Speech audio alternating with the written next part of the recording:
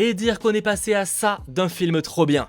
Hey les geeks, c'est Mathéo et on se retrouve de nouveau pour une vidéo et aujourd'hui direction New York pour parler du film The Amazing Spider-Man 2. Alors oui, je sais, le sujet date, le film est quand même sorti en 2014, donc niveau actu on n'y est pas réellement, mais de 1 j'ai juste trouvé ça passionnant et de 2 avec le probable retour de l'acteur dans Spider-Man No Way Home, il est quand même plutôt intéressant de se replonger dans cet échec qu'a été The Amazing Spider-Man 2. Car oui, on peut quand même parler d'un échec, alors certes financièrement avec ses 709 millions de dollars au box-office, ça va, ça pourrait être bien pire même si ça en fait le Spider-Man ayant le moins rapporté, c'est plus au niveau des critiques, de la production chaotique et le fiasco qui va suivre qu'on peut parler d'échec. En effet, après la sortie de The Amazing Spider-Man en 2012, Sony avait d'énormes projets et comptait bien entre guillemets concurrencer Marvel Studios avec son univers. Mais vous le savez, en général, quand on parle d'univers partagé, les galères commencent. J'avais d'ailleurs fait une vidéo il y a maintenant quelques temps pour vous montrer à quel point il y a peu d'univers qui réussissent et beaucoup qui se ratent. Bref, ce second opus devait mettre en place beaucoup de choses, voire trop. Le studio s'est alors énormément impliqué, a retiré beaucoup de scènes, etc. etc. Bref, ça a donné ce résultat qui a beaucoup mitigé et où on sentait le potentiel présent, mais pas vraiment bien exploité. Officiellement, Andrew Garfield n'a pas été évincé du rôle à cause de ces histoires-là, mais on sait qu'évidemment il n'était pas satisfait du résultat du film, et à prendre avec des pincettes, mais en 2014, donc Sony a été piraté et de nombreuses infos confidentielles ont fuité, comme des mails, et l'un d'entre eux laissait sous-entendre que l'acteur a été en partie évincé car il ne s'était pas présenté à un événement où le chef de Sony devait annoncer The Amazing Spider-Man 3 pour 2017. L'excuse donnée, c'est que Andrew Garfield n'était pas présent à cause d'une maladie. Bref, qu'est-ce qui est vrai, qu'est-ce qui est faux à ce stade, on ne le sait pas réellement et on le saura probablement jamais, vu qu'Andrew Garfield a probablement re-signé avec Sony pour Spider-Man No Way Home, on va pas réaborder ça. Dans tous les cas, qu'importe la raison, juste après Sony trouva enfin un accord avec Disney et ils annoncèrent que Spider-Man rejoindrait le MCU et qu'il serait reboot pour l'occasion. Ça c'était donc concernant l'histoire de ce film, mais vous l'aurez compris, ce fut le bordel et c'est peu dire. On aurait pu limite voir une Director's Cut de The Amazing Spider-Man 2. Alors je dis pas que ça aurait été aussi différent que Justice League et la version de Snyder, mais il y avait quand même moyen d'avoir un film assez différent. En effet, énormément de scènes ont été coupées du film, certaines se sont d'ailleurs retrouvées sur le Blu-ray, mais d'autres non. Et il y a moyen d'imaginer que certaines n'ont même pas été divulguées. Par exemple, Andrew Garfield en interview a expliqué qu'il était extrêmement déçu de ces coupes, qu'il avait adoré le scénario de base, qu'il y avait un réel fil rouge, mais quand ils ont commencé à retirer certaines parties, le fil rouge s'est brisé et il était difficile de garder ça cohérent. C'est d'ailleurs un reproche que beaucoup de gens font, il manque une certaine cohérence sur tout le film, et beaucoup de sous-intrigues ne servent à rien, etc. etc. L'acteur souligne également avoir beaucoup travaillé sur des scènes très intimes qu'on ne voit en général pas dans des films adaptés de comics. Malheureusement, selon ses dires, une grande partie de ces scènes ont été carrément coupées.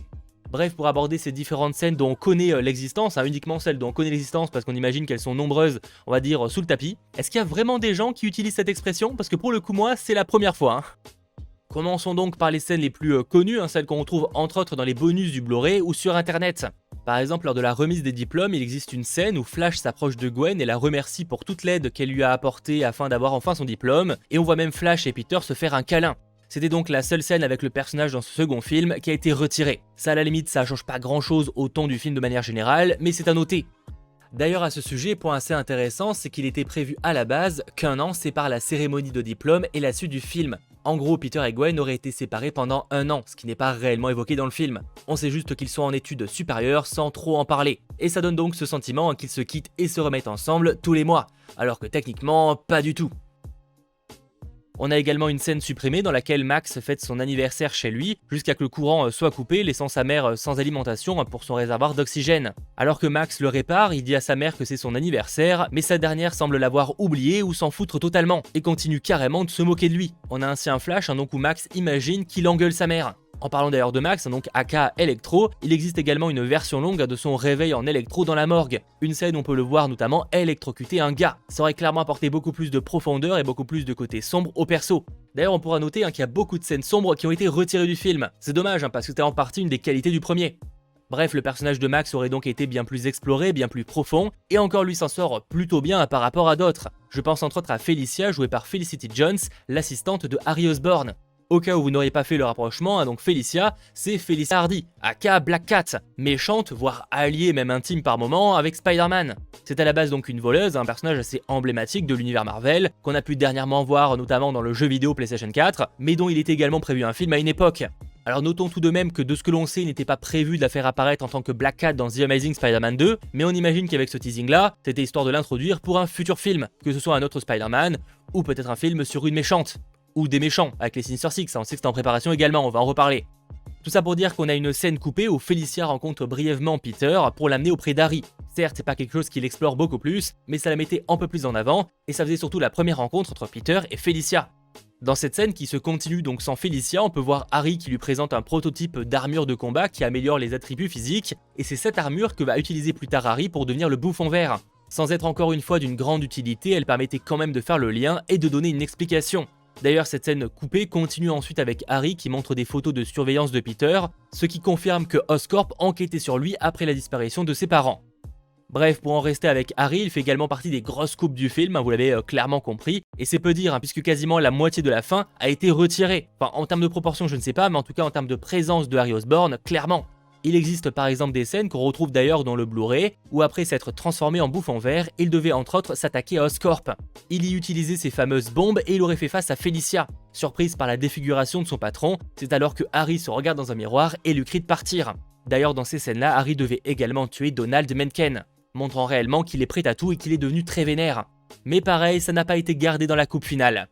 On a également une autre scène qui impliquait le Bouffon Vert et qui a été tournée, alors pour le coup elle n'est pas disponible dans les différents bonus, mais depuis quelques images ont fuité, et franchement elle promettait une scène juste épique.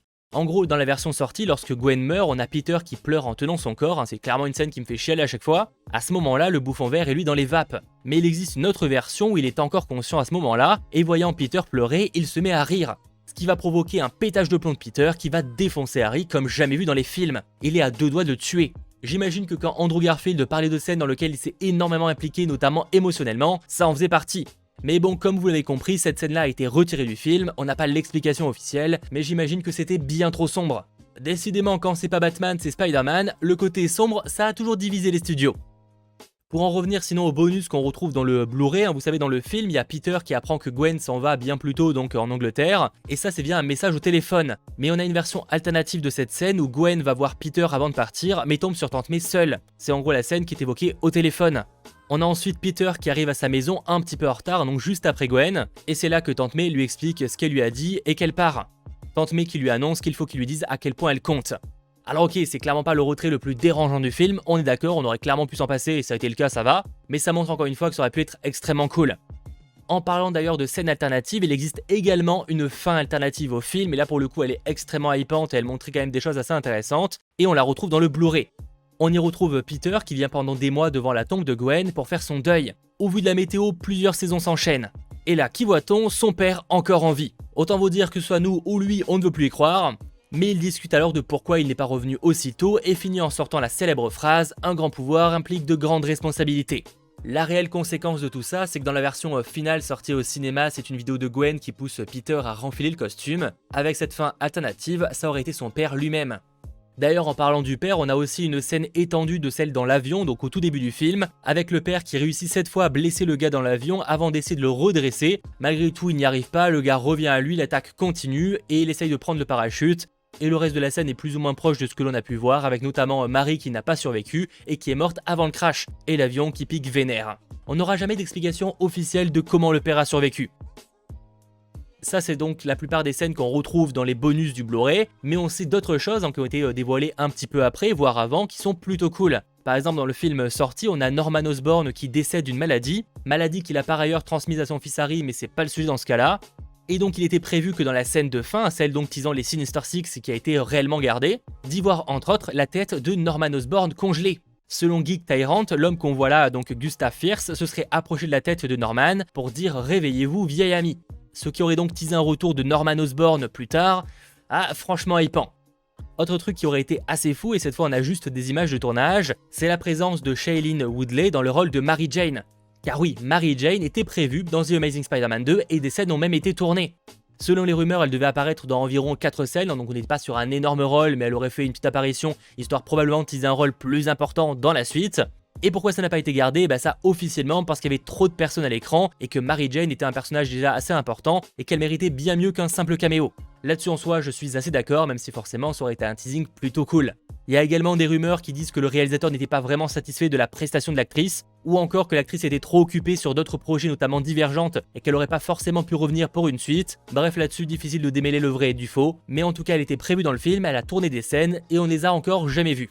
Selon les informations dans le script originel, elle apparaissait comme la nouvelle voisine de Peter, vivant avec son père alcoolique et brutal et travaillant en tant que serveuse tout en construisant des motos. Il paraît même qu'elle aurait un tatouage de Spider-Man sur le poignet et qu'elle drague un peu Peter, pourtant encore en couple avec Gwen. Une scène aurait donc montré Spider-Man recommandant au père de MJ de ne plus battre sa fille, et il était même envisagé une scène où Gwen et MJ se rencontrent, avec MJ se plaignant de sortir qu'avec de mauvais garçons, et Gwen recommandant un nerd, ce qui, on l'imagine plus tard, l'aurait poussé entre autres à se rapprocher de Peter. On sait qu'ils ont également envisagé de vraiment faire apparaître le célèbre J. Jonah Jameson dans le film, mais au final il faudra se contenter de petites références, laissant comprendre que certes il existe, mais qu'on ne le voit pas. Il paraîtrait qu'une scène l'aurait montré assez vénère lorsque lors du premier combat entre Spider-Man et Electro, on les voit s'écraser sur le bureau du Daily Bugle. Alors soyons clairs, qu'un film modifie son script ou ne garde pas tout ce qui a été tourné, c'est tout à fait normal, c'est quasiment toujours le cas. En revanche là, et encore on n'a pas toutes les infos, il semble avoir quand même été beaucoup remanié. Bref, c'est plus ou moins tout ce que j'ai sélectionné, ça me fait clairement relativiser sur ce film The Amazing Spider-Man 2 et me dire que bordel, il y aurait eu un potentiel énorme, que ce soit pour The Amazing Spider-Man 2, mais également les suites. Et même si je les ai déjà évoqués dans de précédentes vidéos, il y a moyen que j'en refasse de nouvelles prochainement, histoire vraiment qu'on en reparle de ce qui était là aussi prévu pour les suites. Finalement, le seul point positif entre guillemets de ce fiasco, c'est que ça a conduit notamment à un accord Disney et Sony pour que Spider-Man débarque dans le MCU. Et il est possible, même si c'est difficile à être certain, que si The Amazing Spider-Man 2 s'était réellement bien passé et qu'un 3 serait sorti, et bien possiblement qu'on n'aurait jamais eu de crossover, même si Andrew Garfield était carrément chaud. Bref, affaire à suivre, rendez-vous notamment en décembre pour Spider-Man No Way Home, en espérant, même si ça semble assez probable, pour l'instant c'est pas officiel, un retour de Andrew Garfield. Voilà, j'espère en tout cas que cette vidéo vous aura plu. Si c'est le cas, n'hésitez pas à lâcher le petit pouce vers le haut, à vous abonner. Et on se retrouve très vite pour de nouvelles vidéos. C'était votre geek, Mathéo. Ciao tout le monde.